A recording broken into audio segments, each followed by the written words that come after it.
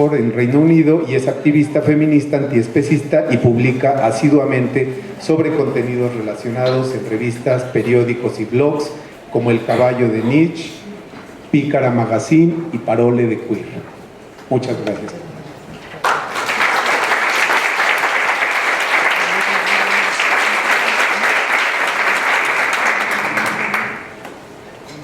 Muchísimas gracias. ¿Me escuchan bien? Yo solo quería hacer un apunte técnico porque yo voy a hacer aquí de momento los agradecimientos, pero luego a lo largo de la conferencia me gustaría estar de pie y creo que no tengo espacio aquí. Entonces, vale. ¿Sí? O por ese lado. Bueno. Bueno, pues me gustaría empezar a agradecer a todas las presentes por estar aquí, con este auditorio tan lleno, me impresiona. Muchísimas gracias por venir. Me gustaría empezar por decir que es para mí un enorme placer estar aquí en Ciudad de México. De hecho, mi primera vez en México, en general. Y en particular en este congreso, un congreso sobre geografía y género, que es un campo que aparentemente es algo lejano, ¿no?, de mi campo de formación. Sí, espacio de género, bueno, espacio de género, perdón. Y que aparentemente, pues, los trabajos desde un punto de vista de los estudios del espacio, pues podrían parecer algo lejano a lo que es mi formación más de base, ¿no?, que es filosófica, pero como vamos a ver a lo largo de esta conferencia, pues los temas que vamos a tratar se intersectan de múltiples formas.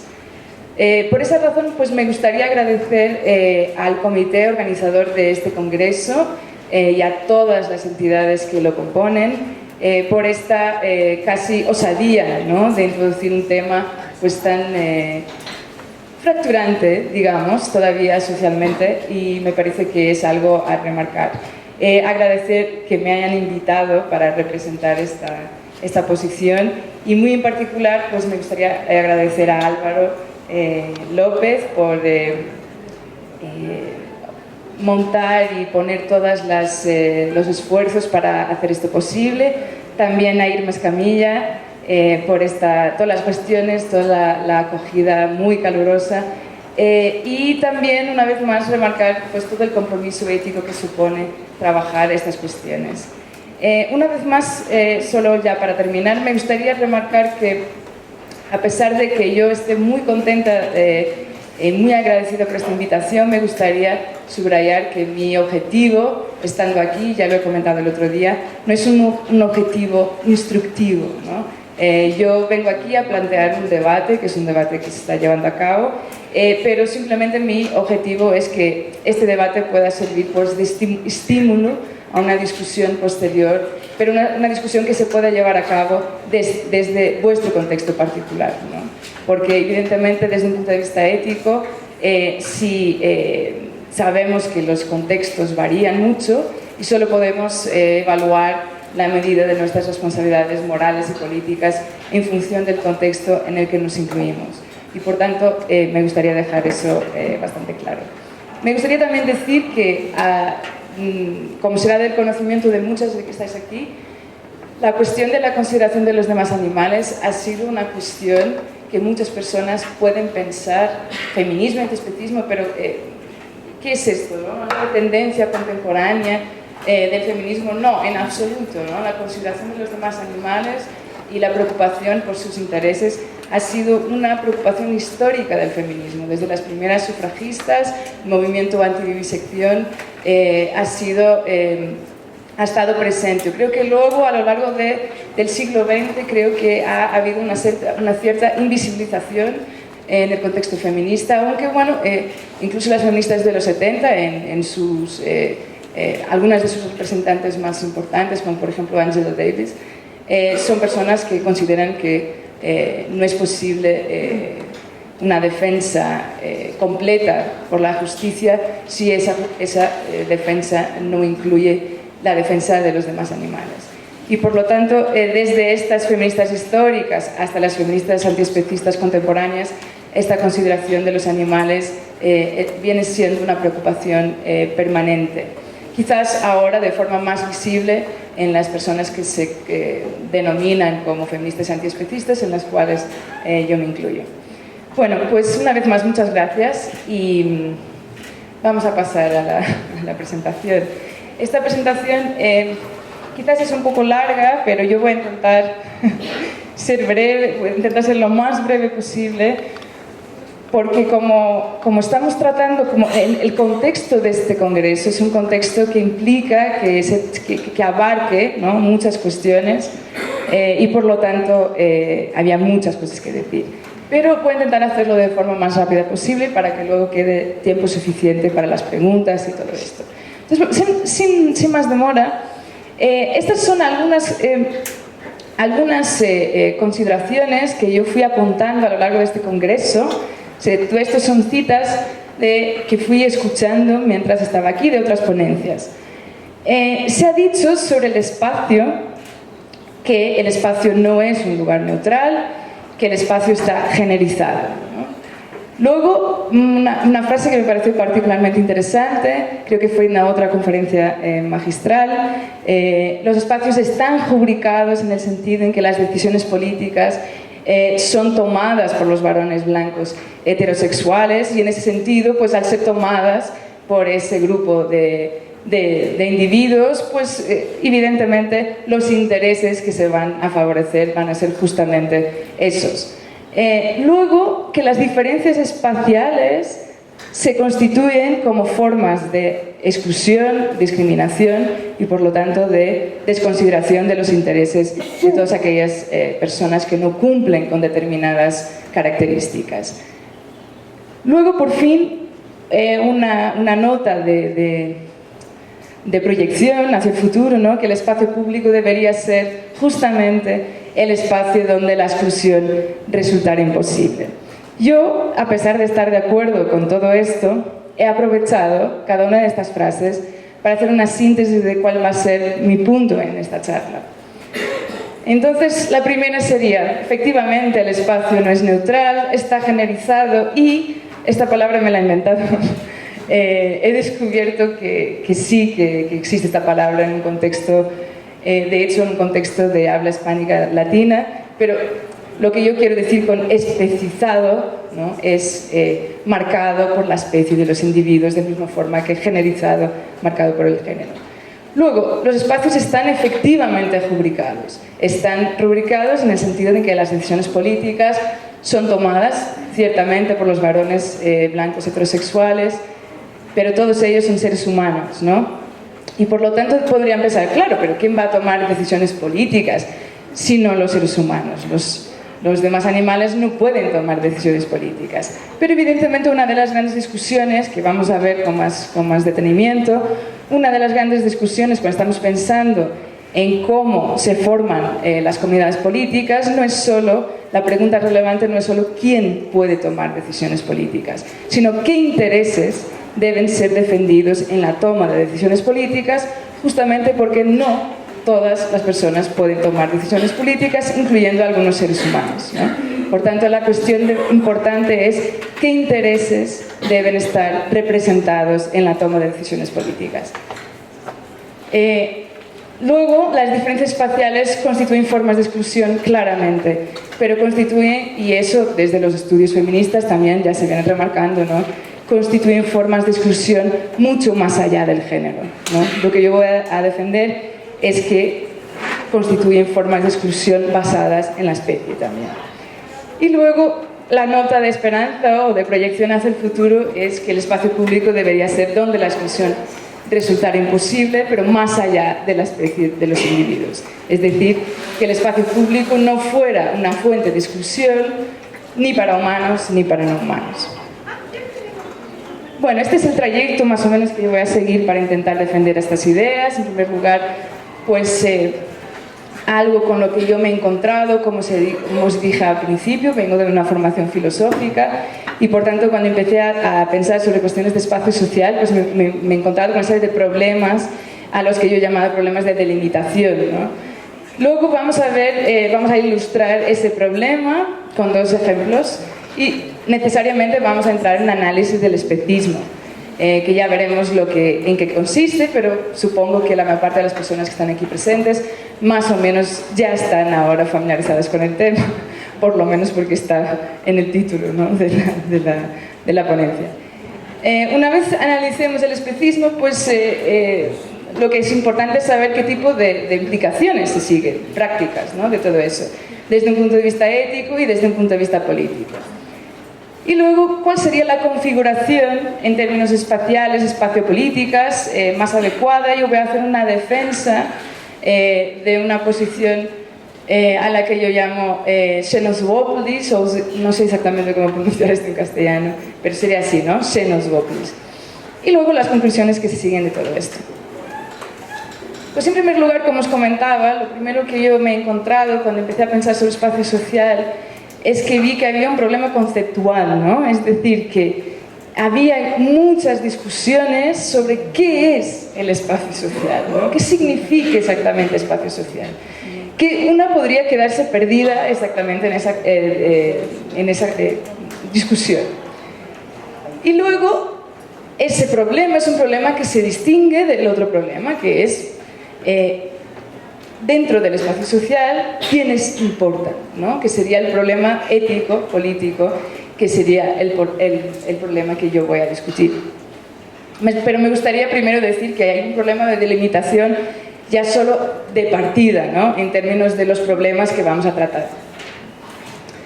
Entonces he intentado yo más o menos decir por lo menos cómo entiendo yo esta noción de espacio social, que necesariamente tiene una dimensión física, pero creo que lo que sí es relevante y lo que yo he encontrado como una especie de mínimo denominador común en todas las definiciones que he encontrado de espacio social es que hay una dimensión política de ese espacio, ¿no? Cuando hablamos de espacio social estamos hablando de un área dentro de la cual los individuos ejercen relaciones morales, políticas, que implican derechos y obligaciones que se siguen de la justicia. Y por lo tanto, para mí, desde un punto de vista conceptual, cuando pienso en espacio social, básicamente estoy pensando en una comunidad política. Luego me podéis discutir esta definición, pero más o menos es eso. Pero a mí lo que me importa es el segundo problema, como os decía, ¿no? Una vez tenemos definido el espacio social como una comunidad política, lo que me importa es quiénes son parte de esa comunidad política. No en sentido literal, ¿no?, porque lo que queremos saber, como os decía, es qué intereses dentro de esa comunidad política deben ser tenidos en cuenta. Entonces, históricamente esto se ha tratado, ¿no?, y se ha visto que la noción, como decíamos, está generalizado. En la noción de espacio social, de comunidad política, hay concepciones sexistas, ¿no?, de esa comunidad. Y lo que vamos a ver es que tenemos una concepción también especista de esa comunidad. Esto se podría más o menos ilustrar de la siguiente forma. Tenemos una comunidad de individuos con diferentes características y lo que vamos a hacer es determinar que los intereses de todos aquellos individuos que no cumplen con una determinada característica, en este caso la característica de ser un hombre cisgénero, van a contar menos que los intereses de aquellos que sí cumplen con esa característica, ¿no? Esto tradicionalmente tiene el nombre de sexismo, ¿no? Es decir, la consideración o el trato desfavorable, injustificado, de los intereses de todos aquellos que no cumplen, en este caso, con la propiedad de ser un hombre cisgénero. ¿Por qué está injustificado? Está injustificado porque el hecho de ser un hombre cisgénero es absolutamente irrelevante desde el punto de vista ético para determinar en qué medida los intereses de esos individuos en no ser dañados, en recibir beneficios de algún tipo, puedan ser más o menos relevantes. Y por lo tanto, se considera que cuando hay este trato desfavorable injustificado, estamos frente a una forma de discriminación. Del mismo modo, tenemos una configuración semejante, ¿no?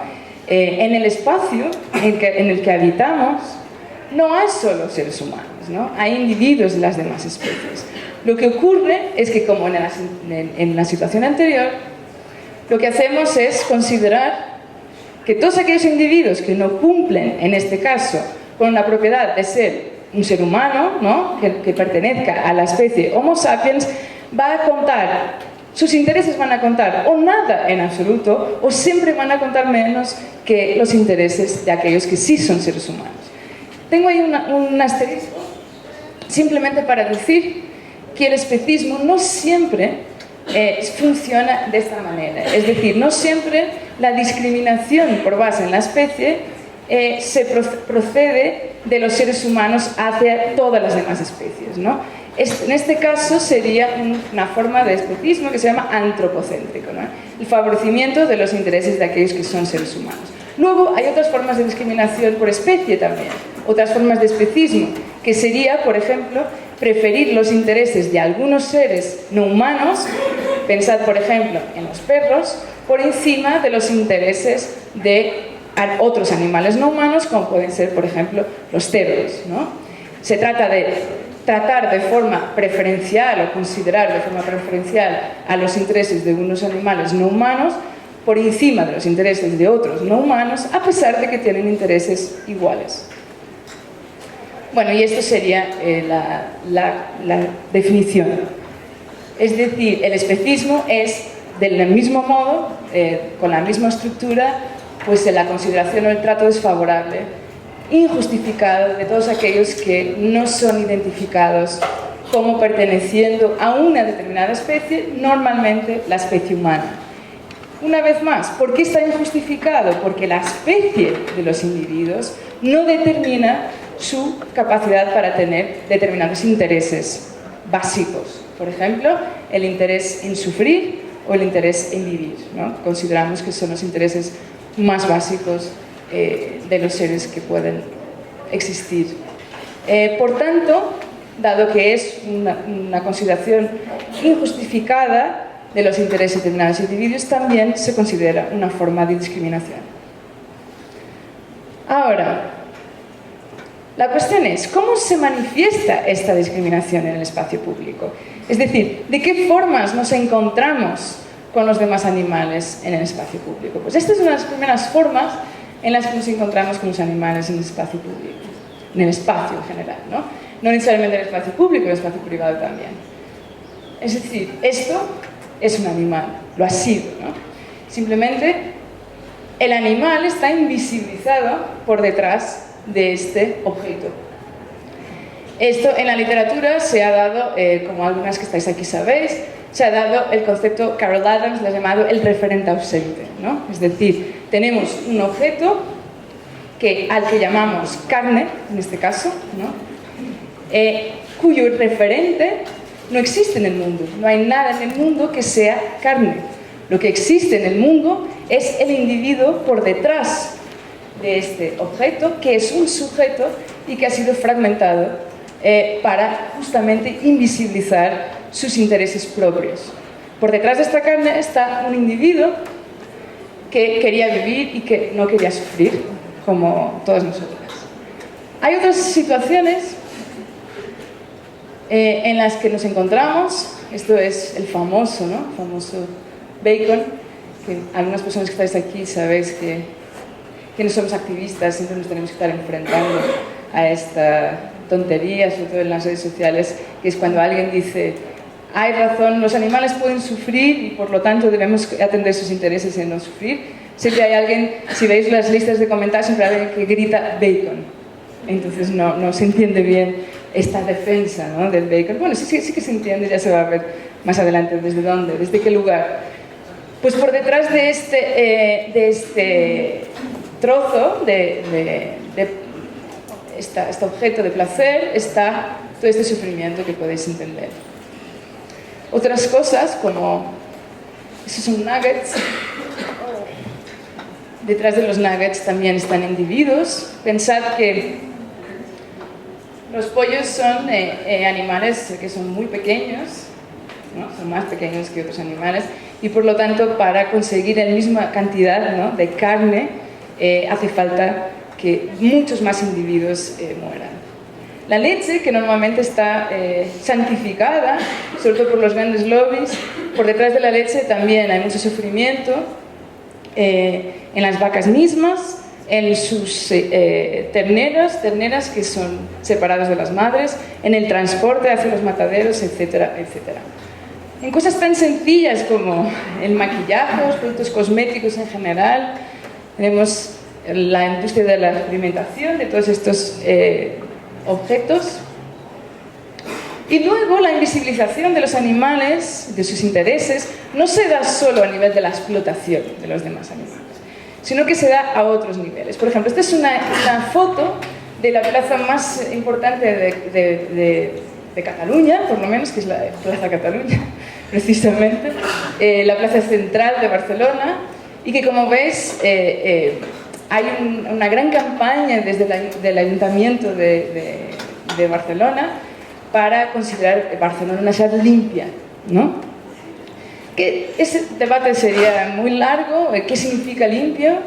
Pero una de las cosas que significa es limpio de animales que puedan ser molestos, que se consideran plagas, ¿no?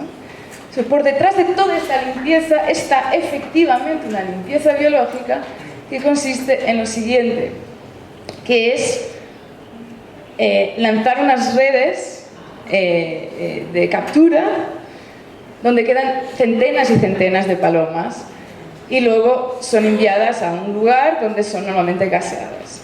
Todo hay que decir, después de muchos años de campaña, del activismo sobre todo, se ha conseguido que esto ya no se haga desde hace unos meses en Barcelona.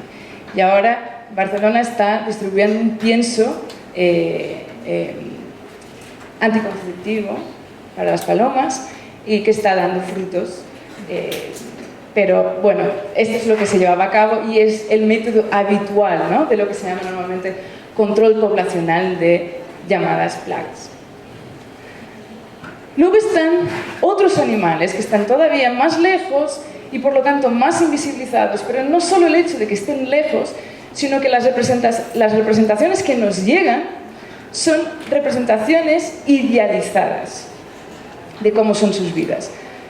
Yo he puesto una foto de Disney aquí que no es casual, que es justamente, sabemos desde el feminismo, el trabajo que ha hecho Disney para idealizar, romantizar determinadas relaciones de abuso, ¿no? Sobre todo en relaciones eróticas heteropatriarcales. En el caso de los animales no es distinto. Normalmente las representaciones de Disney de cómo es la vida de los animales en la naturaleza se presenta como absolutamente idílica, ¿no? Como Bambi, por ejemplo. No he encontrado una mejor foto, pero esta creo que es bastante representativa. Bambi normalmente sufre porque su madre se muere y porque los cazadores evidentemente la matan, pero si no fuera por la intervención humana sería una vida ideal, ¿no? Jugando en la nieve, con una abundancia de recursos, llevándose bien con todos los demás animales de otras especies. Desafortunadamente la vida en la naturaleza dista mucho de ser idílica y normalmente por detrás de eso también las temperaturas, los climas severos a los que se enfrentan los demás animales libres también son dañinos y por lo tanto muerte y sufrimiento son la norma en la naturaleza.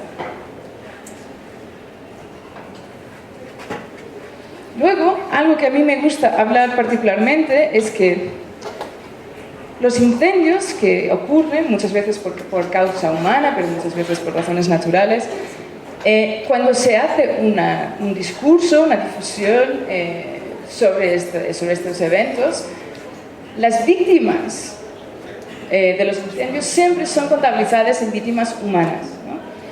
Como mucho se pueden referir a los demás animales, pero desde el punto de vista del cálculo económico para los seres humanos, al perder sus propiedades, ¿no? Y evidentemente no se contabiliza en absoluto los animales que mueren, muertes normalmente agonizantes, ¿no? Como puede ser una muerte por incendio, pero por detrás de esto están miles y miles y miles de animales, muchos de ellos grandes animales, pero muchos de ellos pequeños animales que viven en la naturaleza y que son completamente descartados de lo que puede ser la consideración de sus intereses. Sí.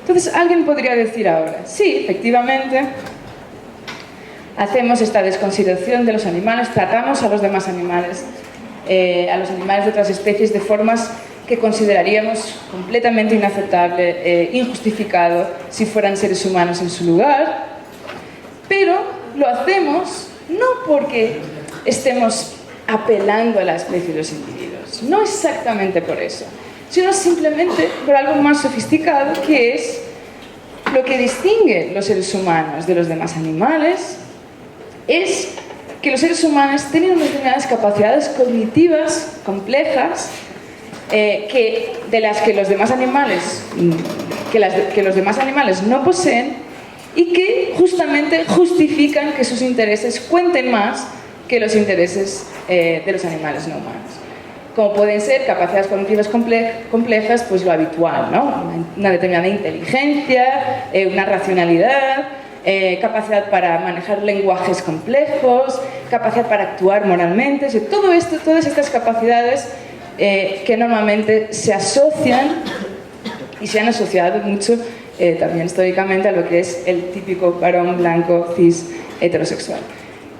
Pues esto es, como sabemos, esta idea, ¿no? Es el ser humano, digamos, genérico. ¿Cuál es el problema de esto? El problema de esto es que si fuera cierto que esas capacidades son lo que determina la consideración de los individuos, eso implicaría que muchos individuos humanos, es decir, aquellos que no cumplen con esas funciones, también iban a estar o bien fuera, más o menos fuera, o completamente fuera de lo que sería la consideración de sus intereses. Pensemos, por ejemplo, todos que estamos aquí, en algún momento de nuestras vidas hemos estado en esta situación, es decir, todos nacemos con unas capacidades cognitivas muy inferiores o mucho menos desarrolladas a las capacidades cognitivas que tenemos ahora. Sin embargo, no considerábamos o no consideramos que los bebés humanos, porque tienen unas capacidades cognitivas más rudimentares, deben tener una consideración menor. Justamente pensamos lo contrario, que precisamente porque tienen unas capacidades cognitivas menos complejas, son seres más vulnerables, son más vulnerables al abuso, y por lo tanto, si es que merecen algo de distinto, es protección adicional, ¿no? Pero luego, siempre se puede decir, sí, pero los bebés luego desarrollan, ¿no? Son como, tienen esas capacidades cognitivas en potencia, ¿no? Pero no es cierto de todos los humanos, sigue sin ser cierto de todos los seres humanos, porque no todos los seres humanos, las capacidades cognitivas son una cuestión de grado, y por lo tanto no todos los seres humanos tienen las mismas capacidades cognitivas. Por ejemplo, pensemos en aquellas personas que por razón congénita o incluso por accidental, pues tienen una diversidad funcional intelectual profunda, ¿no? Esas personas no cumplen con este criterio. Por lo tanto, según este argumento, esas personas también tendrían que estar fuera del círculo de la consideración moral y política, es decir, no importarían tanto, ¿no? Sus intereses o bien podrían ser descartados o siempre contarían menos que los intereses de aquellos que sí tienen capacidades cognitivas superiores. Y por lo tanto, podríamos hacer con ellos exactamente lo mismo que ahora hacemos con los animales de otras especies. Esto, desde un punto de vista ético, parece horroroso, ¿no? Sería absolutamente inaceptable un escenario que considerara los intereses de estos seres humanos de forma menor a los intereses de los que sí tienen capacidades cognitivas. Pero si eso es cierto, entonces las capacidades cognitivas no pueden ser el criterio que determinan los límites de la consideración moral y política. Bueno, esto sería simplemente que habría muchas otros individuos humanos, y luego también habría probablemente determinados animales no humanos que sí cumplirían con esas capacidades, por ejemplo los grandes primatas, los elefantes, los delfines, las ballenas, incluso algunas personas argumentan los perros. O sea que no sería posible establecer una línea clara que distinguiera los intereses humanos de los no humanos. Pero esto apunta para algo mucho más importante, que es qué es lo relevante a la hora de saber qué intereses importan. Y lo que parece ser es que lo que es importante, porque cuando estamos pensando en términos éticos, lo que nos importa es en qué medida mi acción puede afectar de forma negativa o positiva a los demás individuos, ¿no? En qué medida yo, con mi acción o con mi omisión, yo puedo estar dañando a alguien. Entonces, si eso es lo que es relevante, pues lo que va a ser relevante desde el punto de vista ético es que cualquier entidad que pueda verse afectada positiva o negativamente por lo que le ocurre, puede ser dañada o beneficiada de esta manera. ¿Qué es necesario para que una entidad pueda ser dañada o beneficiada? Como comentó Álvaro al principio en la presentación, simplemente hace falta que sea sintiente, es decir, que tenga la capacidad para tener experiencias conscientes, positivas o negativas, es decir, de disfrute o de sufrimiento. Y eso no es una cuestión de opinión, es decir, podemos estar en desacuerdo desde un punto de vista ético, pero no podemos estar en desacuerdo al respecto de que la aplastante mayoría de animales son seres sintientes, tienen estados conscientes de disfrute y de sufrimiento, como está recogido por la Declaración sobre la Conciencia de Cambridge en 2012, como tú ya has comentado y que de hecho lo has leído. Por lo tanto, este es simplemente el mismo fragmento, creo, que tú has utilizado. ¿Qué es lo que se sigue de aquí? La conclusión que se sigue de aquí es que todos aquellos individuos que sean sintientes, independientemente de su especie, son moralmente considerables. Sus intereses importan y, por lo tanto, se van a seguir una serie de implicaciones de todo esto. Esto voy a pasar.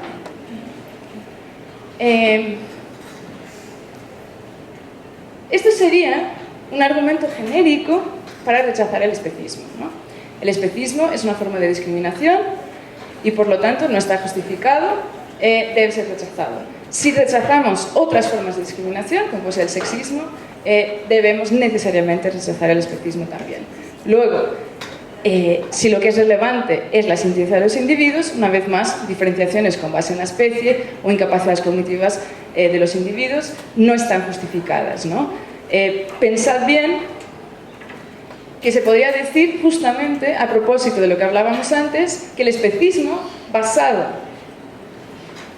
en esto es una forma de capacitismo, ¿no? Es decir, para las personas que pueden no haber escuchado esta palabra, es la consideración injustificada, es decir, la desconsideración injustificada de todos aquellos individuos que no tienen unas determinadas capacidades, ¿no? Pueden ser capacidades físicas o capacidades cognitivas. Por lo tanto, desde un punto de vista que sea imparcial, debemos considerar los intereses de todos los individuos independientemente de su especie y, por lo tanto, dado que los seres no humanos son moralmente considerables porque cumplen con el requisito que es relevante, son sintientes, son miembros legítimos de la comunidad política. Es decir, sus intereses son políticamente relevantes y, por lo tanto, a la hora de determinar las políticas debemos tenerlos en cuenta. Luego, como decía, estas son razones genéricas, creo yo, para que cualquier persona esté en una situación de rechazar el especismo. Pero luego, ya que estamos en un congreso, en el que supongo que la mayor parte de las personas que están aquí se definen como feministas, hay razones adicionales.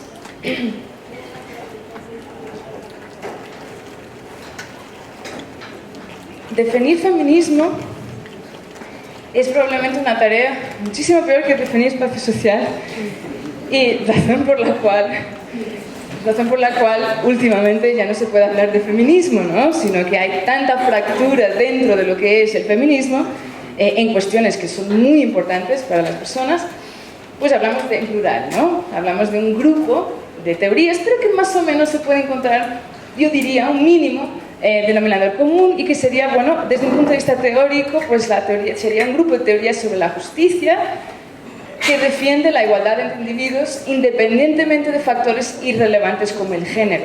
Luego, feminismos más interseccionales, ¿no? Dirán que no son una cuestión de factores como el género, sino que otras cuestiones que afectan los individuos y que hacen que su situación de desigualdad pueda ser más profunda. Y luego, desde un punto de vista del activismo, ¿no? Pues es un movimiento por la lucha por la igualdad social y política. Atención, luego me diréis algo, pero tal y como yo lo entiendo, el feminismo no es la lucha por la igualdad social y política de las mujeres, ¿no? Sino es justamente de todos aquellos que son discriminados, como vimos al principio, por el hecho de no ser un hombre cisgénero. Y por lo tanto, eso incluye a las mujeres cisgénero, pero también a otros, muchos sujetos oprimidos por el heteropatriarcado. En ese sentido, la justicia, desde un punto de vista feminista, sí implica la imparcialidad, ¿no? No discriminar, pero no implica solo eso. Implica también igualdad, en un sentido distinto.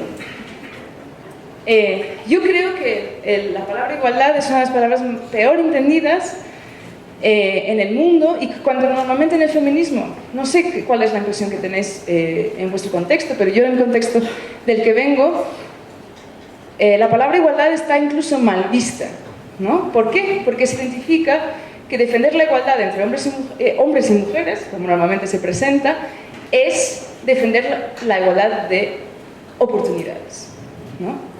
Evidentemente, defender solamente la igualdad de oportunidades no neutraliza todas las injusticias, ¿no? Del patriarcado. Por lo que vamos a ver, yo uso una representación muy sencilla para explicar lo que es eso de la desigualdad estructural, ¿no? Entonces, digamos que si solo tuviéramos preocupaciones de imparcialidad, de no discriminar a los demás, pues vamos a imaginar que tenemos 3 magdalenas o cupcakes, o no sé cuál sería el pastel más aproximado. Aquí tenemos, vamos a imaginar, voy a decir magdalenas, ¿vale? Está bien. ¿O es demasiado colonialista? Bueno, decir cupcakes es peor, ¿no? Bueno, pues imaginemos que tenemos 3 magdalenas y tenemos 3 individuos. Bueno, pues distribuir las magdalenas de forma imparcial, sin discriminar por los 3 individuos, simplemente sería dar una magdalena a cada uno de estos individuos, independientemente de su género, de su orientación sexual, de su color de piel, de su especie. Y con eso estaría garantizada la imparcialidad, es decir, la no discriminación. Pero ¿qué es lo que sabemos? Sabemos que los individuos, cuando llegan al mundo, dada cuestiones tan distintas como su género, una vez más su orientación sexual, sus capacidades físicas o cognitivas, su especie, no están en igualdad de circunstancias, ¿no? Unas personas cuando llegan al mundo, digamos que ya tienen 2 cupcakes, ¿no? Están en situación de ventaja hacia los demás. Luego hay otros que ya tienen un cupcake. Ahora he vuelto a los cupcakes.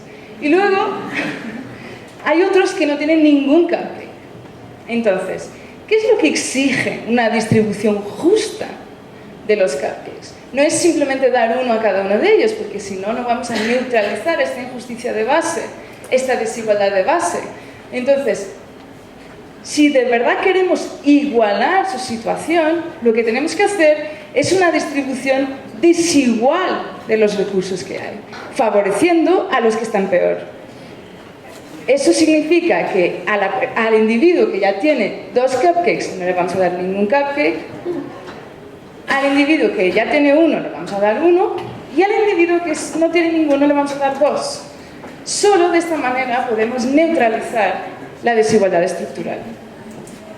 Esto es una forma muy sencilla de explicar, perdonadme la expresión, a los machirulos, ¿no? ¿Por qué hay que favorecer a los intereses de todos aquellos que no son machirulos, ¿no? Es justamente por eso, porque la antidiscriminación no asegura una igualdad real y por lo tanto sería injusto. Bueno, pues entonces en ese sentido también tenemos que tener en cuenta lo siguiente, que es evidentemente todas aquellas personas humanas que no son hombres cis están peor de lo que están los hombres cis. Así es. Pero hay una cantidad masiva de individuos que quieren vivir y quieren disfrutar de sus vidas, que están todavía peor de lo que está la mayoría, por lo menos, de los seres humanos. Y por lo tanto, desde un punto de vista de la justicia, se sigue que debemos favorecer, en nuestro activismo, debemos favorecer a quienes están peor, que son los animales no humanos. O por lo menos, como mínimo, debemos incluirnos en nuestra defensa por la justicia.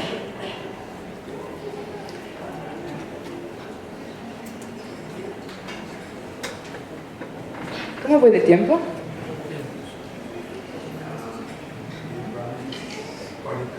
Vale.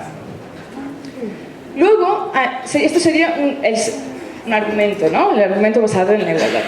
Luego tenemos otro argumento, que es el argumento basado en la opresión. Es decir, el especismo es una forma de opresión que se manifiesta en la cosificación de los individuos, ¿no? Como hemos visto con todas esas imágenes que he enseñado al principio. ¿Qué significa cosificar a un individuo? Pues significa percibirlo, considerarlo como un objeto o una propiedad de otros sin atender a que es un sujeto con los intereses propios que deben ser considerados. A mí me gusta poner esa foto, no sé si conseguís ver bien, simplemente para mostrar cómo desde el feminismo muchas veces se denuncia la cosificación de las mujeres sin problematizar la cosificación de los animales no humanos. Es decir, en este caso, como podéis ver, es una campaña de Amnistía Internacional que dice, no es un trozo de un animal vestido como sería un estándar de mujer, ¿no? Desde un punto de vista de la erótica heteropatriarcal, y lo que dice abajo es, no es aceptable tratar a una mujer como uno, ¿no? O como uno en el sentido de un trozo de carne, ¿no? Entonces la idea es que es cierto que no es aceptable cosificar a una mujer. Es cierto que no es aceptable tratar a una mujer como si no fuera un sujeto con intereses propios, pero del mismo modo no es aceptable tratar a los animales de las demás especies como si lo fueran. Y es curioso porque hay una clara intersección entre estas cuestiones en la representación de los animales, ¿no? Sobre todo en la publicidad. Por ejemplo, lo que se hace, por una parte, muchas veces se animaliza el cuerpo de la mujer como objeto de consumo erótico, y por otra parte, lo que se hace es femenizar, ¿no? O erotizar, como decía desde un punto de vista heteropatriarcal, el cuerpo de los demás animales. También mostrando una clara analogía en que las mujeres, ¿no? Están disponibles para el consumo, sobre todo erótico, y del mismo modo los animales están disponibles para el consumo, a veces erótico también, pero normalmente consumo pues, alimentario. Luego la opresión se manifiesta claramente en la subordinación, ¿no? La subordinación que hace con que los intereses sean desatendidos o ignorados y los individuos puedan ser controlados por el opresor, ¿no? Eso es en lo que consiste carecer de voz política. Es decir, tus intereses no cuentan, ¿no? Lo que cuentan, tus intereses pueden contar, pero solo en la medida en que satisfacen los intereses del opresor. Si no, no cuentan en absoluto. Y nunca cuentan en sí mismos, evidentemente. Aquí pongo el caso Wollstonecraft, porque no sé si sabéis que Mary Wollstonecraft, cuando escribió La Vindicación de los Derechos de las Mujeres, inmediatamente surgió un hombre, cis, blanco, hetero, neurotípico, diciendo que, parodiando la Vindicación de los Derechos de las Mujeres, y escribió un manifiesto que se llamaba Vindicación de los Derechos de las Bestias, ¿no? Entonces, lo que quería conseguir con ese documento era ridiculizar la vindicación de los derechos de las mujeres, diciendo, claro, las mujeres tienen derechos. ¿Y lo siguiente qué es? ¿Los demás animales? Yo diría, efectivamente. Sé que él ha identificado correctamente la conexión, pero para sacar conclusiones distintas, ¿no? Que era retirar consideración a ambos. Bueno, luego la opresión, claro, si los individuos son controlados, están oprimidos, pueden ser, o sea, son a menudo sujetos a abuso, ¿no? A violencia de todo tipo, física, psicológica y sexual. Todo esto son fotos reales. Esto es, de hecho, no sé exactamente una foto artística, ¿no? Pero veis claramente la vinculación que hay, ¿no?, entre los cuerpos de las mujeres y de los demás animales. Bueno, pues en la intersección se ve claramente en los discursos, ¿no?, en el lenguaje muchas veces, en cómo se habla de que determinados discursos, por ejemplo, de abuso sexual, de violación, se trata de... las personas describen esa sensación, esa experiencia, como ser tratada como un trozo de carne, ¿no?, un objeto, una vez más. Luego hay muchas personas que han trabajado cada vez más el vínculo que hay directo entre el abuso machista, ¿no?, sobre todo en los ámbitos de coexistencia, de domésticos, y la violencia hacia los animales de compañía. Es decir, esto se ve normalmente de dos formas. Una, los animales domésticos también, como muchas veces las hijas, ¿no?, los hijos, son considerados como un arma de amenaza, ¿no? Es como, pues, que hace con que muchas mujeres, muchas veces que sufren situaciones de maltrato, no dejen sus casas con miedo a lo que les puede pasar a los animales. Y luego hay, efectivamente, violencia directa hacia los animales como forma de maltratar a las mujeres, ¿no?, de violencia psicológica indirecta. Y luego también hay muchos casos, hay mucho trabajo eso en eso, una vinculación que hay entre el maltrato temprano en las edades hacia los animales y luego el maltrato posterior, más tarde en el futuro, hacia las compañeras.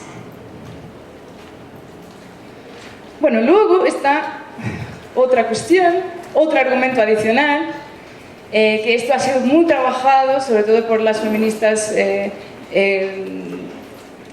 conocidas como ecofeministas, ¿no?, que es el papel que juega el consumo de carne y otras actividades de explotación animal en la construcción de la masculinidad patriarcal. Algunos ejemplos.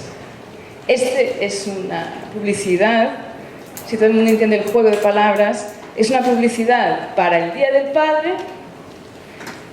de un menú de carne, ¿no? Entonces dice, we call it a menu for a reason. Menu, ahí haciendo el juego de palabras con hombre, ¿no? Hombres en este caso.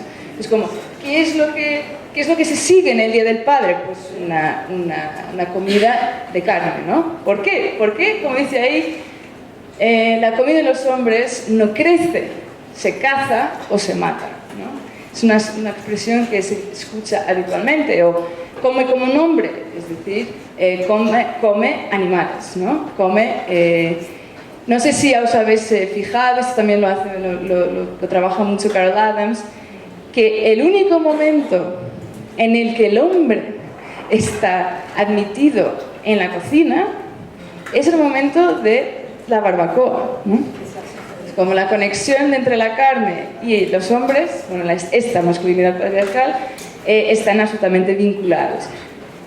Luego hay otros trabajos también sobre cuáles otras formas de explotación animal, como pues la tauromaquia o la caza, cómo están basadas en una especie de una erotización de las diferencias de poder, ¿no?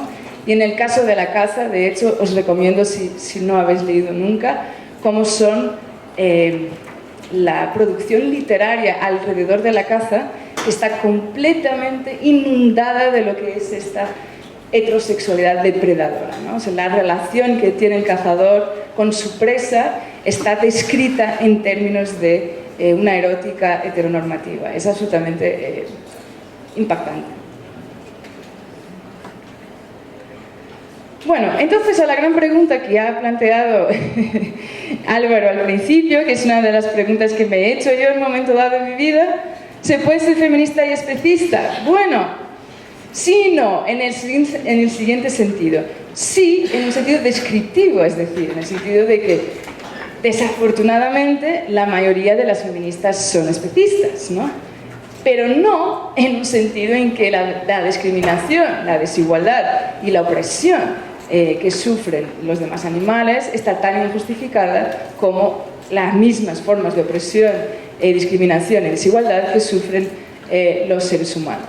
Por lo tanto, la verdadera defensa y lucha por la justicia es necesariamente feminista, pero también antiespecista. Bueno, decimos que teníamos más de una hora, ¿no?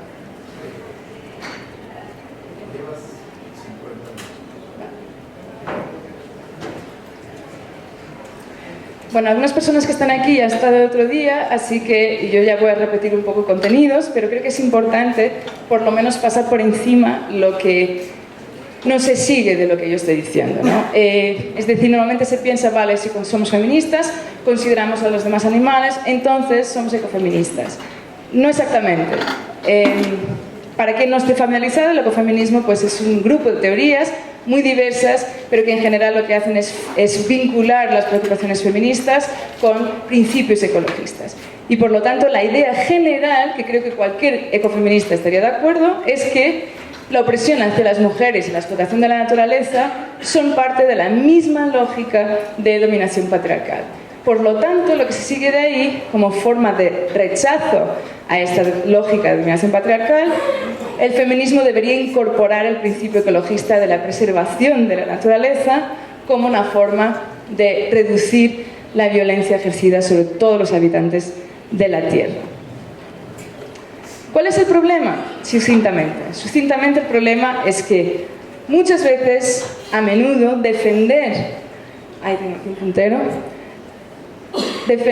la preservación de la naturaleza va a entrar en conflicto con defender a los intereses de los animales no humanos.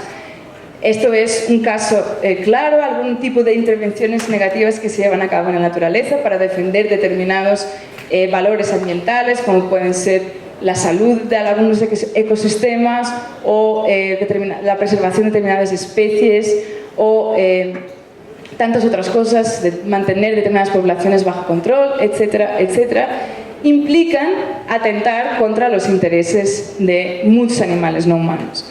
Por otra parte, desde un ecofeminismo, dado que la idea es preservar la naturaleza como una forma de resistencia antipatriarcal, se cae en esta idea que yo hablaba a propósito de Disney, en una determinada idealización de la naturaleza y por lo tanto todos aquellos daños que sufren los animales que están en la naturaleza por motivos que no tienen que ver con la agencia humana muchas veces son desconsiderados, pero no solo desconsiderados, muchas veces son inclusivamente celebrados como un producto de los procesos naturales que simplemente es bueno que ocurra porque es parte del curso natural de las cosas.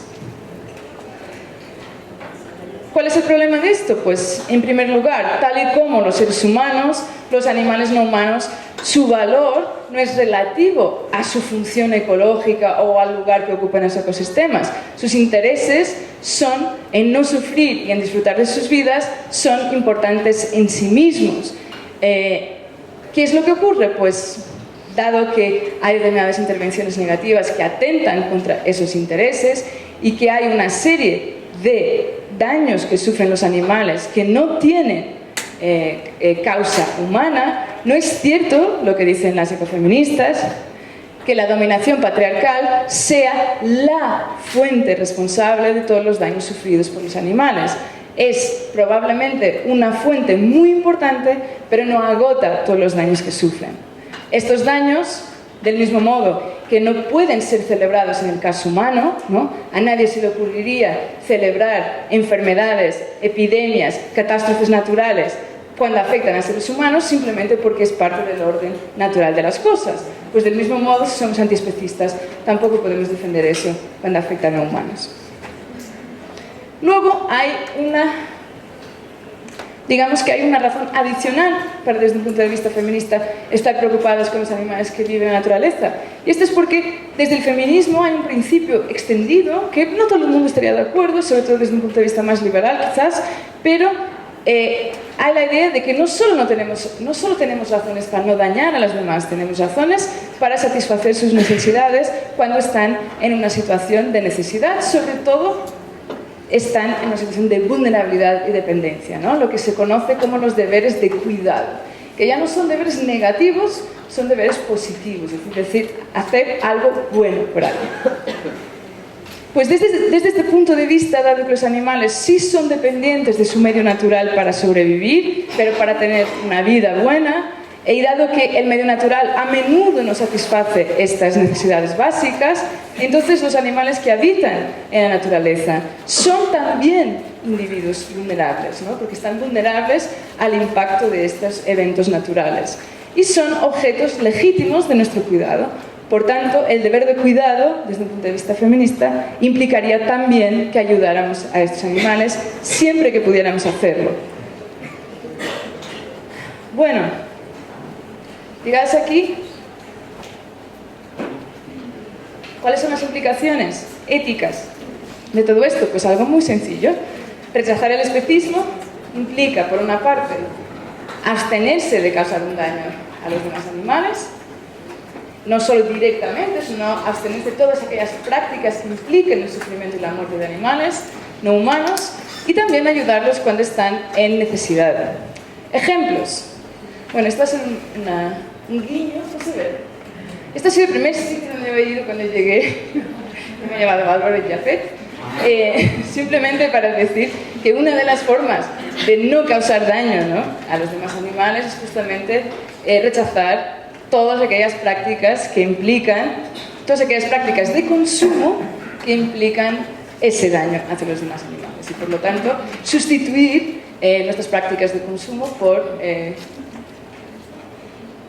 mismas prácticas, pero que no sean explotadores de los demás animales. Es decir, rechazar la explotación de los demás animales como forma de manifestación del especismo es adoptar una vida vegana.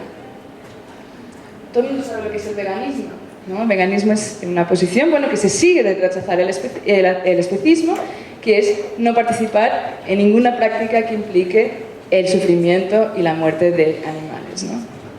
Entonces, dado que tenéis estas alternativas tan maravillosas, ¿no?, como por ejemplo una taquería integralmente vegana, pues eso sería una forma muy sencilla de llevar a cabo las obligaciones morales y políticas que tenemos. Luego, más difícil de pensar es esto de ayudar a los animales. Os voy a dar algunos ejemplos sencillos. Por ejemplo, el rescate de determinados animales órfanos, en este caso son murciélagos,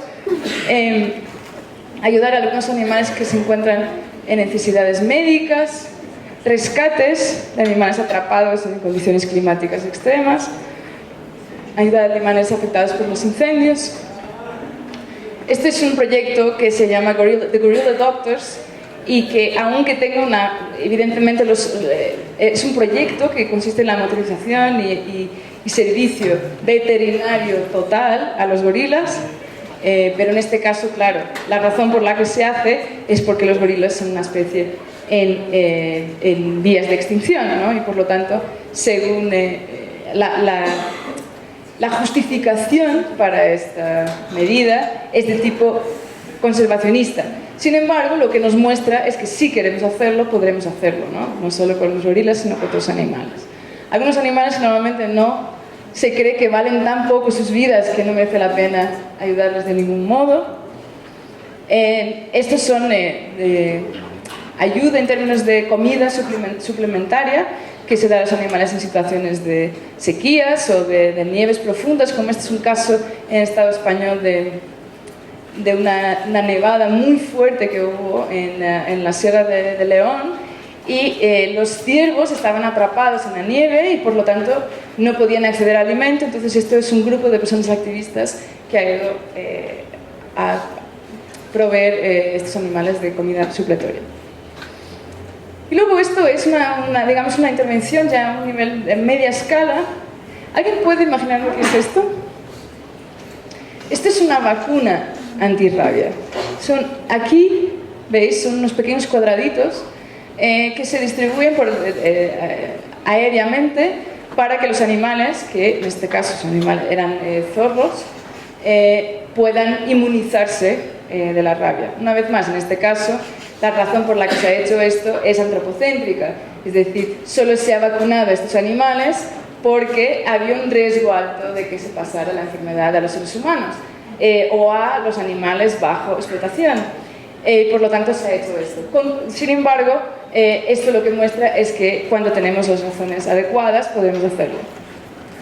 Bueno, implicaciones políticas. ¿Tengo que 5 minutos? Vale, pues voy muy rápidamente. Implicaciones políticas. Las personas que... estas son, digamos, las implicaciones políticas que se siguen de nuestras obligaciones éticas, ¿no? Entonces, si consideramos que no podemos dañar a los demás animales y que además debemos atenderles siempre que eso sea posible, pues lo que es necesario desde un punto de vista político es que estos animales, sus intereses, tengan representación, ¿no? Una de las personas que dos personas que han trabajado esto es Sue Donaldson y Kim Lika. Kim Lika es una persona un filósofo muy conocido en el ámbito de la filosofía política, y lo que ha hecho es básicamente decir que tenemos una serie de obligaciones políticas hacia los animales, pero que son obligaciones diferenciadas en función de cuáles son sus contextos geográficos, histórico-geográficos. Entonces, a la conclusión que llega es que nuestras obligaciones son como con respecto a los animales domesticados, son como obligaciones exactamente iguales a las obligaciones que tenemos con todos aquellos que son conciudadanos nuestros, no humanos. Luego, los derechos, las obligaciones que tendríamos hacia los animales liminales, que son aquellos animales que ni habitan completamente las ciudades, ni están completamente en el medio natural. Es decir, que habitan estas zonas limítrofes, como pueden ser las ardillas, las ratas, bueno, y muchos otros animales que, en función también de cuál es el contexto natural, digamos, cambian, ¿no? En función. Pero ya he visto aquí, por ejemplo, que hay muchísimas ardillas. Y entonces, en ese caso, dice, no serían exactamente obligaciones de ciudadanía hacia ellos, pero sería como las obligaciones que tenemos, no con las personas que son ciudadanas, sino las personas que son residentes, ¿no?, de nuestras comunidades. Y luego lo que dice es que hacia los animales salvajes, las comunidades de animales salvajes deben ser tratadas como estados soberanos, ¿no? Y por lo tanto, no tenemos obligaciones de tipo importante hacia la situación en la que se encuentran. El problema general que yo encuentro en esto, y voy a hacer esto de forma muy rápida, es que más allá de los animales domesticados, excluye una plena consideración de los intereses, tanto de los animales liminales como los animales que están fuera de nuestras áreas de contacto, que son los animales que están en el medio natural, como hablábamos antes. Como hemos visto, los procesos naturales, tal y como existen, son perjudiciales a menudo para los animales que son sintientes. Los animales, al contrario de lo que pensamos, tienen una alta exposición a los procesos naturales y una baja capacidad para hacerles frente. Del mismo modo que si regresamos históricamente, ¿no? La historia de la humanidad prácticamente es una historia de resistencia, ¿no? Hacia los fenómenos naturales. Evidentemente los animales no tienen equipamiento biológico ni cultural que pueda permitirles hacerles frente a estos daños. Y otra cuestión importante es que parece que si los intereses no humanos son relevantes, por lo que vimos antes, porque pueden sufrir y disfrutar, porque son seres sintientes, esos intereses son relevantes independientemente de la especie, independientemente de sus capacidades cognitivas o independientemente de su situación geográfica, porque ninguna de estas cuestiones afecta la intensidad de sus intereses, ¿no? Entonces, para mí, esta es mi posición, que es como una crítica a Kipnica y Donaldson, que es que la forma adecuada de cumplir con nuestras obligaciones hacia los animales que viven en la naturaleza no es simplemente dejarlos estar, sino que es encontrar una forma de mejorar las condiciones ambientales de las que son dependientes, ¿no? De modo a que eso produzca un efecto positivo en su bienestar, es decir, que sus vidas puedan ser mejor. Yo le llamo xenozoópolis porque xenozoópolis viene de una posición en el feminismo que se llama xenofeminismo. Xeno, el prefijo de ajeno, extranjero o incluso culturalmente antinatural, que es de unas personas muy recientes que están trabajando este tema, que se llama Laura Kubonix en Inglaterra y Ellen Hester. Y básicamente yo he adaptado, porque no voy a decir que estas personas sean antiespecistas, porque no lo son, aunque yo creo que de todas sus posiciones se sigue ser antiespecista, ¿no? Y tienen algunos puntos que las distinguen de lo que pueden ser las tendencias dominantes en el feminismo, y una de ellas es su antinaturalismo y el tecnomaterialismo, que hay un error. Pero bueno, el abolicionismo de género ya no hace falta explicar en qué consiste, pero el xenozoópolis sería justamente el escenario futuro donde la emancipación feminista realiza una política que se genera a partir de las necesidades de todos los seres sintientes, independientemente de su raza, de sus capacidades, de su estatus económico, de su especie y de su posición geográfica. Con respecto a la fundamentación antinaturalista, lo que dicen es esta gran frase que es: si la naturaleza es injusta, cambia la naturaleza, que parece escandaloso, pero eso es justamente lo que hemos hecho. ¿Cuál es el problema de lo que hemos hecho? El problema es que lo hemos hecho desde un modelo absolutamente antropocéntrico y se podría decir patriarcal también, y esa es la razón por la que hemos dañado a los animales de las demás especies de la forma en la que la hemos hecho. Pero eso no significa que cambiar la naturaleza sea malo en sí mismo, ¿no? Simplemente significa que el guía ético que se ha seguido ha sido un guía ético equivocado, por antropocéntrico y por patriarcal. Y a mí voy a leer este dato porque me parece interesante, creo que muchas personas que estáis aquí os podéis identificar con esto, ¿no? Que es básicamente decir, lo natural no es bueno, y todas aquellas personas que hemos sido consideradas como antinaturales, en algún sentido sabemos eso. Cualquiera que haya sido considerada antinatural ante las normas biológicas reinantes, cualquiera que haya experimentado injusticias cometidas en nombre del orden natural, se dará cuenta de que la glorificación de la naturaleza no tiene nada que ofrecernos.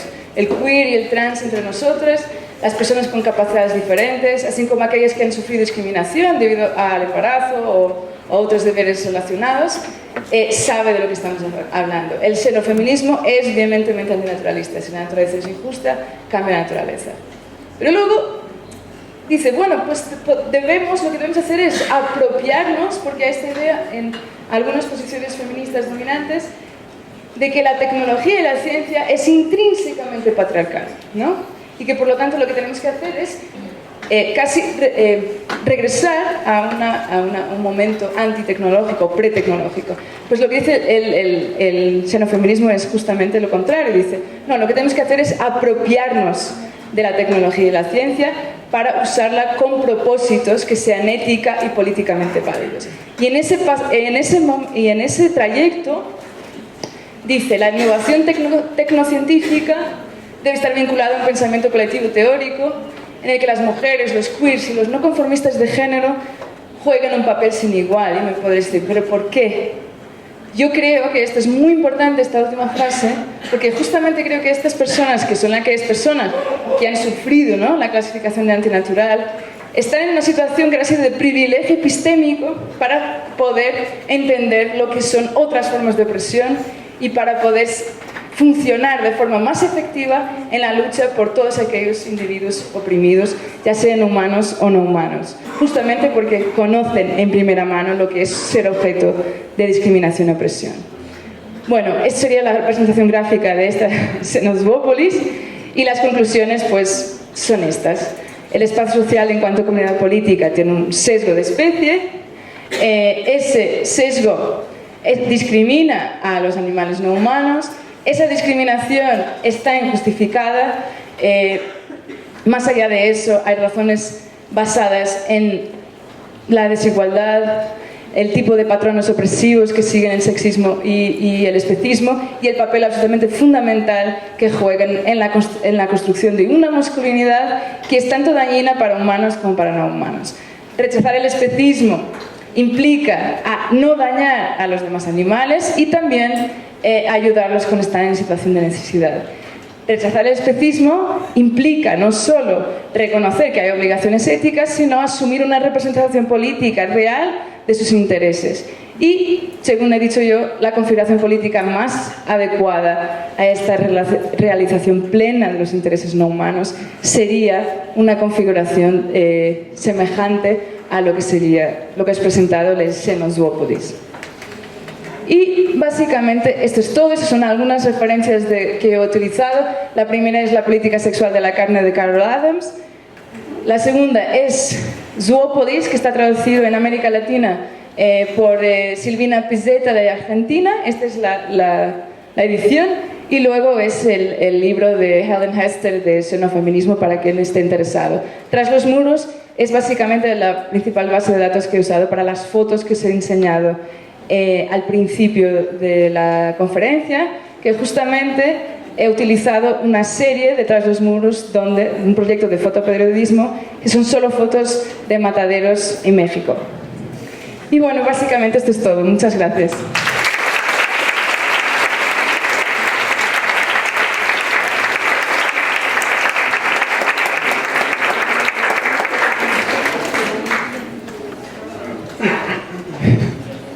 Muchas gracias, Katia, por esta maravillosa presentación.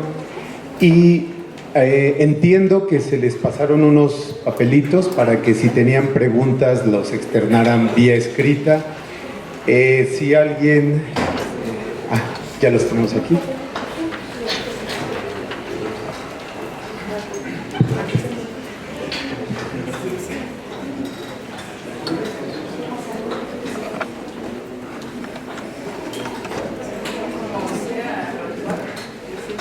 Bueno, ahorita se los doy a Katia y tal vez sea buena idea revisarlos para que vayas procesando poco a poco la información. ¿Desde dónde construyes tu noción de naturaleza?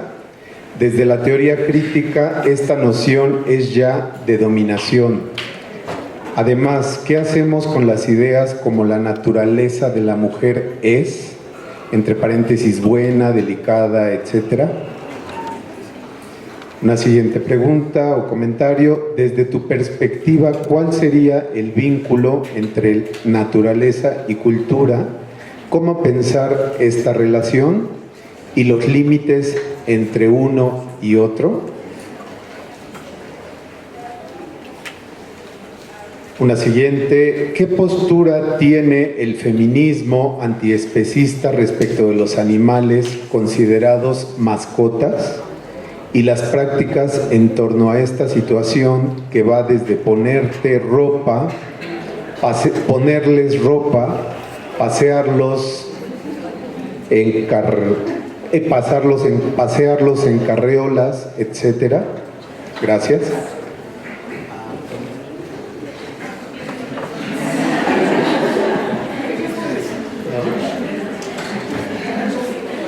Parece ser que aquí sí, yo tampoco me había dado cuenta. En relación al referente ausente del objeto carne, Pienso en las posibilidades que ofrecen los avances tecnológicos, donde se crea ya en laboratorio carne que no parte de células animales. ¿Qué opinión te merece?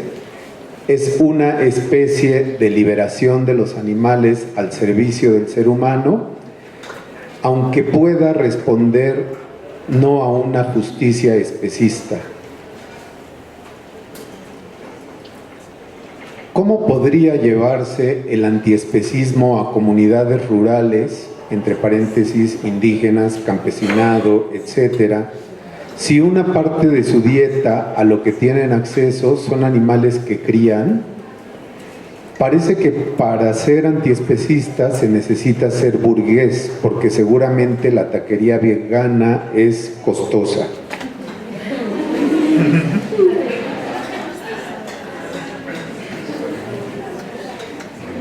Bueno, es más barata que cualquier restaurante. ¿Cuál es tu posición frente al proceso de humanización de los animales? Claramente existen tendencias a disminuir el número de hijos o cambio de la adopción de animales domésticos. No sé. Sí. Es que como no está planteado no hay un signo de interrogación. ¿Cuál es tu posición frente al proceso de deshumanización de los animales? Claramente existen tendencias de disminuir el número de hijos a cambio de la adopción de animales domésticos. Es más bien un comentario, pero no sé si... Una última. Si hay alguna otra, es el momento... Ok. Entonces, nada más porque estoy así al pendiente del tiempo. Terminamos a las 2:20, ¿no? Es horario límite. Ok. En tu postura del veganismo como una postura política, ¿el anticapitalismo tiene lugar? ¿Con qué otras posturas políticas se entrelaza? Bueno, entonces, esta primera ronda. Muy bien, estoy sudando ya, aviso. Bueno, sobre la primera pregunta, claro, como os dije al principio, yo en esta charla, dada el contexto específico, hay muchas cosas que he dejado de lado. El otro día, por ejemplo, tuvimos un seminario específicamente sobre cuestiones de la naturaleza, entonces ahí hemos tratado más estas cuestiones, ¿no? Pero la palabra naturaleza es peor que... Ya, voy por sumando. Primero, en la especie social, lo que era feminismo, pues naturaleza creo que todavía peor, ¿no? O sea, no puede haber palabra más ambigua en el vocabulario. Entonces, naturaleza, en un sentido estricto, no es interesante desde un punto de vista analítico, porque naturaleza es todo lo que es el mundo físico, ¿no? Entonces, en ese sentido, pues naturaleza, ¿qué es? Pues naturaleza es todo, ¿no? Creo que muchas personas también se enfrentan a ese problema, como, bueno, naturaleza, cultura, pero claro, todo es producto, ¿no? de la misma materia. Entonces yo normalmente introduzco una distinción que es una distinción meramente metodológica y analítica, que es simplemente usar la palabra naturaleza como se usa habitualmente para distinguirla de aquellos espacios que no están construidos, digamos, por el ser humano, no intocada, porque la naturaleza no está intocada, ¿no? Pero eso sería imposible, pero no está construida, ¿no? No es un artefacto, digamos, humano, como podría ser, por ejemplo, una ciudad, ¿no? Entonces, simplemente para tener claro que estamos hablando, ¿no? Estamos hablando de ciudad por un lado, un gran constructo humano, y por otro lado, pues espacios naturales, que aunque tengan intervención humana, pues no la tienen en la misma medida, ¿no? No han sido construidos. Entonces, en ese sentido, pues esa es la distinción metodológica que hago. Ahora, me preguntáis, ¿qué límites hay? Bueno, como yo he intentado decir, desde un punto de vista ético, para mí no debería haber un límite que fuera un límite moral, en el sentido de distinguir a quienes habitan unos lugares relativamente a quienes habitan otros, ¿no? Y por lo tanto, en ese sentido, yo consideraría que independientemente de nuestras situaciones geográficas, independientemente del nivel de culturalización o de producción humana a la que estemos sujetos, si somos seres sintientes, nuestros intereses importan tanto que los intereses de otros que estén situados en otro lugar. Y por lo tanto, para mí, la distinción entre naturaleza y cultura en este sentido ético no es relevante, ¿no? Luego, la segunda pregunta era, ¿cuál es mi posición o la posición del antiespecismo con respecto a los animales considerados mascotas? Pues primero, en primer lugar, decir eso, ¿no? No sé cuál es la sensación que tenéis, pero por ejemplo, desde donde yo vengo, que se llame a un animal de compañía o domesticado mascota, ya es algo peyorativo, ¿no? Es como que ya no se acepta, porque es como llamarle mascota, es como darle una definición como funcional, ¿no? Es como, es un animal, le llamo algo en función del valor que tiene para mí. Entonces, como a mí me hace... es como una especie de un peluche casi, ¿no? Es como un individuo que existe para satisfacer mis intereses. Por lo tanto, es mi mascota, ¿no? Yo creo que ese es un lenguaje al que deberíamos ir alejándonos. Ahora, es una cuestión muy compleja porque la cuestión de los animales domesticados, los animales que conviven con otros seres humanos, yo no sé cuál es la posición antiespecista en general, pues también es como el feminismo, ¿no? Hay muchas posiciones. Pero mi posición depende de cuál sea la vía mediante la cual ese animal ha llegado, ¿no? Es decir, si ese animal viene de una industria de producción de animales que está dañando a animales, ¿no? Que se está haciendo usarlos como recursos para los seres humanos a expensas de sus intereses subjetivos, causándoles un sufrimiento y la muerte de la mayor parte de ellos, pues claro que está injustificado. Ahora, si un animal que vive con un ser humano ha llegado hasta esa casa por una adopción, ¿no? Un rescate, un animal que estaba abandonado, que como es probablemente la mayoría de ellos, no solo considero que eso es aceptable, sino que considero que eso es algo bueno para ese animal, ¿no? Porque aunque se pueda pensar que quizás en un escenario ideal eso no sería, o que no todos los intereses de ese animal están siendo cubiertos, porque está de algún modo restringido en el movimiento, etcétera, etcétera, pero siempre lo que tenemos que hacer es compararlo con el escenario posible alternativo, ¿no? Entonces, en vez de estar en una situación de calle, sujeto, como hablábamos, a todos los fenómenos naturales, a violencia, a hambre, a enfermedades, etcétera, etcétera, pues creo que el escenario alternativo de estar conviviendo con un ser humano es mejor, aunque pueda no ser la situación ideal. Ahora, no solo eso, sino que luego hay personas que dicen, que las personas que trabajan sobre esto, por ejemplo, Donaldson y Kimnick hablan mucho de eso, de no solo como los animales no humanos, es decir, que habla de una especie de una interacción relacional, ¿no? Entre los seres humanos y los individuos con los que conviven, que son normalmente, cuando están, claro, como las relaciones humanas, cuando están bien considerados, pues que son como relaciones mutuamente beneficiosas. Eso se puede discutir en función de cuál es el contexto en la casa, de cómo se comportan las personas, pero yo diría que por principio, si los animales llegan desde un lugar que no es un lugar de explotación, o si llegan desde ese lugar, pero justamente para suplir los daños de esa explotación, yo creo que es aceptable, ¿no? Luego, con respecto al referente ausente, la carne en laboratorio,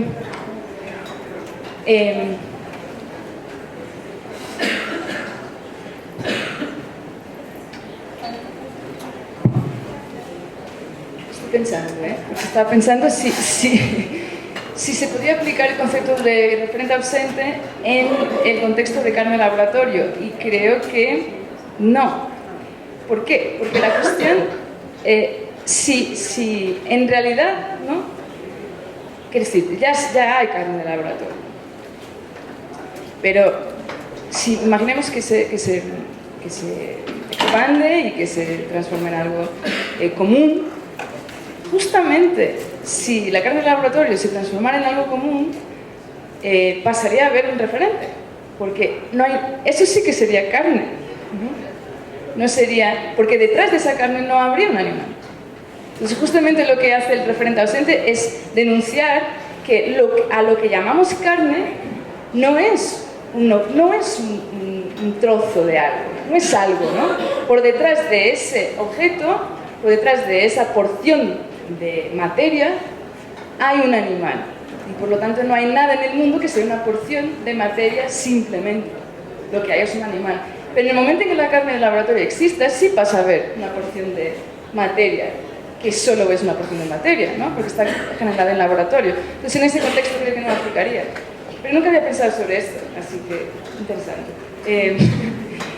Y luego la pregunta más importante, que es qué pienso al respecto de la carne, del evento de la carne en laboratorio. Pues yo considero, por mis posiciones antinaturalistas, atención, antinaturalista no significa que esté en contra de la naturaleza. Simplemente quiero decir que cuando los procesos naturales son dañinos, no necesariamente considero que hay que preservarlos, ¿vale? Pero que cuando son beneficiosos, creo que sí que hay que hacerlo.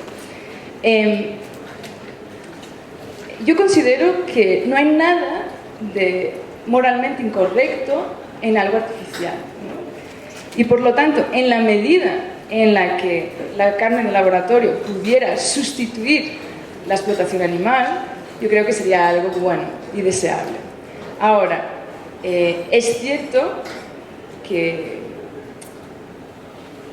tal y como la carne en laboratorio se presenta ahora mismo, no es posible todavía conseguir una carne en laboratorio completamente ausente de todo tipo de utilización animal, ¿no? Sobre todo algún tipo de carne que necesita todavía algo que tiene que ver con la coagulación, ¿se dice? Vale. Y por lo tanto todavía necesita alguna célula animal que se retira de animal vivo, ¿no? Y por lo tanto de animal vivo, pero que implica su muerte. Entonces, en el momento en que sea posible, que creo que ya se está trabajando en eso, ¿no? Y creo que sea posible producir algo como una carne exclusivamente en laboratorio, pues yo creo que eso podría ser una solución a lo que es el desastre moral, ¿no? Que existe ahora mismo, que es que miles de millones de animales estén muriendo cada segundo. Y por lo tanto yo creo que no entiendo en qué medida eso no se podría considerar una justicia antiespecista. Que si entiendo más o menos la idea, porque hay personas que consideran su oposición a la carne artificial es que todavía sigue reproduciendo, ¿no? ¿Quién hizo esta pregunta? Claro. ¿Por qué meterla? Porque era más bien como justicia hacia la especie de animal que deja, ¿no? O sea, hacia los animales que dejan. ¿Pero tú crees que eso no podría ser? No, o sea, yo lo veo, o sea, como más bien desde el punto de que, o sea, toda esta producción de carne en laboratorio, ¿no? O sea, no responde necesariamente a buscar una justicia. Sí, vale, entiendo. Sino más bien, o sea, como a una... Sí, entiendo, ahora entiendo. Sí, totalmente de acuerdo, quiero decir, no vamos a ser ingenuos, ¿no?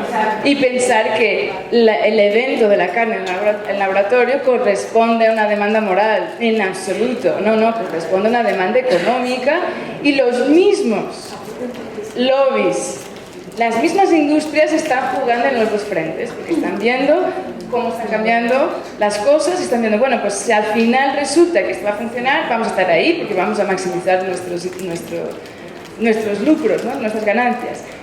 No corresponde a una motivación por la justicia antiespecista. Pero yo creo, pero esta es mi posición ética, a lo mejor podría haber gente que pensara diferente, que aunque pueda no corresponder en su motivación a la justicia antiespecista, sí puede llegar a realizarla, ¿no? Si al final esto se consigue. Y por lo tanto, en algunas cuestiones éticas a veces creo que a veces las motivaciones acaban por resultar casi irrelevantes porque las consecuencias al final resultan ser las mismas. Bueno, luego... Bueno, con respecto al antiespecismo y las comunidades rurales, yo creo que esta es una pregunta muy delicada, sobre todo por diferentes cuestiones. Primero, porque yo no vengo de una comunidad rural, y luego porque es como una de las principales objeciones, ¿no?, al antiespecismo, o que se usa como objeciones al antiespecismo. Entonces, yo, resalvando que yo no soy de una comunidad rural, pero sí conozco a muchas personas que trabajan en comunidades rurales desde una posición antiespecista, lo que os puedo decir es que es completamente compatible. Y de hecho, una vez más, no quiero estar asumiendo un lugar que no me compite, pero cuando hablamos muchas veces de comunidades socioeconómicamente deprimidas, vemos que en la base, por lo menos histórica, ¿no?, de sus alimentaciones muchas veces estaban basadas en productos 100% o predominantemente vegetales, ¿no? Luego, la introducción de animales domésticos, de hecho, bueno, hemos hablado mucho sobre eso, está muy conectada también con los procesos de colonización, y etcétera, etcétera, ¿no? Lo que quería decir es que la foto de la taquería vegana ha evidentemente sido una especie de una gracia, ¿no? Porque ser vegano no implica ir a comer a la taquería vegana. Ser vegano implica simplemente tener una alimentación que se basa mayoritariamente en legumbres y cereal, ¿no? y verduras, claro, y a partir de ahí pues se puede combinar los alimentos de forma a tener una nutrición equilibrada. En cualquier caso, me gustaría decir que creo que para las personas que tienen interés en eso, yo no me siento situada para hablar de lo que puede ser un veganismo o un antiespecismo indígena, pero hay muchas personas que están trabajando sobre ese tema y por lo tanto desde las comunidades indígenas. O sea, no es, la idea no es que las personas de fuera vayan a decir a las comunidades indígenas cómo tienen que vivir. Una vez más, como os dije al principio, ¿no?, el contexto de enunciación de las obligaciones tiene que ser el contexto en el que se da y en el que las personas que están hablando y que están defendiendo cosas se sitúan ellas mismas. Y por lo tanto, eso es lo que existe ya, y hay muchas personas que están trabajando en esos lugares. Entonces os animo a buscar esa información si es algo que os importa. Porque, quiero decir, dentro de una comunidad indígena, yo creo que las únicas interlocutoras válidas son personas de las mismas comunidades indígenas. Bueno. Luego, la pregunta sobre la deshumanización de animales, esto no lo entendí muy bien. ¿Esto era la pregunta que hablaba de los coches de animales? Sí. Pues... ¿lo quieres plantear? Lo que yo quería consultar de esta exposición desde las prácticas que están dando hoy en día, parejas heterosexuales, comunidades y sociedades, que hoy en día se está adoptando los deberes a cambio de un tema de la adopción de animales. Desde el punto de vista del estado clínico del animal, pues parece maravilloso. Pero cuando entras a analizar la posición ya en la que se está humanizando a las mascotas y a reemplazar entonces digamos, esa evolución y reproducción del ser humano, ¿cómo lo estamos? Pues lo veo mal, no sé muy bien qué decir sobre eso.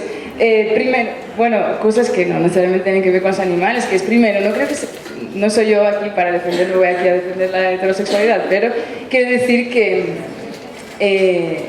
que no son solo las parejas heterosexuales, hay que decirlo. De hecho, donde en Barcelona es casi una moda, ¿no?, de las parejas no heterosexuales, sobre todo homosexuales de algún tipo, ¿no?, con determinados rasgos de clase media alta. Pues se está llevando mucho a cabo esta cosa de tener un animal de compañía. Una vez más,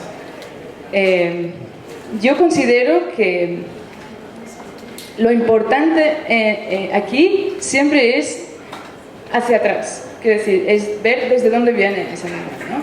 Si esa pareja está teniendo un animal pero está contribuyendo a la explotación de animales, a la creación de animales, pues me parece fatal. Luego, si estás rescatando a un animal que en otro contexto pues sería eutanasiado, como dicen, ¿no? Mentira, no es eutanasiado, que sería que le matarían, ¿no? O que si no, que va a tener una vida muy mala, pues se le pueden dar unos determinados cuidados y condiciones, pues mejor, ¿no? Ahora la cuestión es, luego todas estas, es que no sé cómo llamar esto, todas estas cosas que hacen a los animales, ¿no?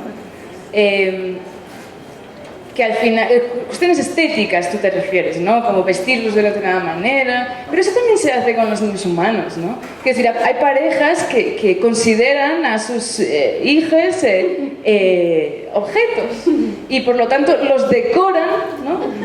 Los decoran en función de lo que son sus preferencias. Yo creo que con el caso de los animales no humanos ocurre lo mismo. O sea que al final no es tanto un problema del antiespecismo, digamos, o un problema de la adopción de animales, pero es un problema de los seres humanos, que es así en general, ¿no? Que tiene esta necesidad de ridiculizar, no sé exactamente. Quizás hay algo ahí, no sé, no soy psicóloga, pero quizás hay algo, ¿no? En la medida en que tú pues, decoras, pues en algún modo estás ejerciendo un mayor control, ¿no? sobre marcas, ¿no? Marcas, de alguna forma marcas como casi vitalmente al individuo, ¿no? Que tienes delante. En la medida en que eso no sea completamente perjudicial a un nivel importante hacia los animales, pues eso puede ser perjudicial. No, estoy pensando que directamente puede no serlo, pero indirectamente sí que puede ser perjudicial.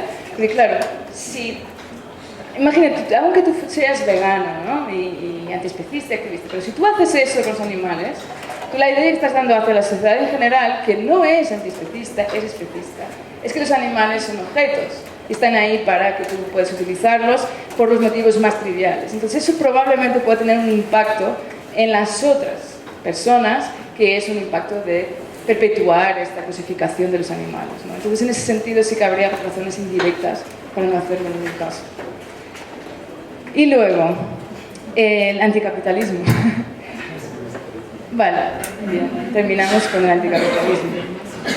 Pues ya está. Básicamente esa es mi posición. Habría que terminar con el capitalismo, evidentemente no es posible hacerlo, hay que trabajar en ese sentido. Ahora, sí que quería, esta es mi posición personal, ¿no? Yo soy una persona, sí, me considero anticapitalista. Ahora, esto no tiene nada que ver con antiespecismo, porque puede haber una sociedad profundamente anticapitalista y a la vez profundamente especista. Por tanto, esto ya son cuestiones que tienen que ver con mis posiciones políticas, más allá de cuáles son mis posiciones hacia los animales no humanos. Quiero decir, puede haber una sociedad capitalista, anticapitalista y especista, y también puede haber una sociedad capitalista antiespecista. Siempre y cuando, como hablábamos antes, siempre y cuando eso sea lo que es mejor desde el punto de vista de la ganancia, ¿no? Entonces, quiero decir, una cosa no implica la otra.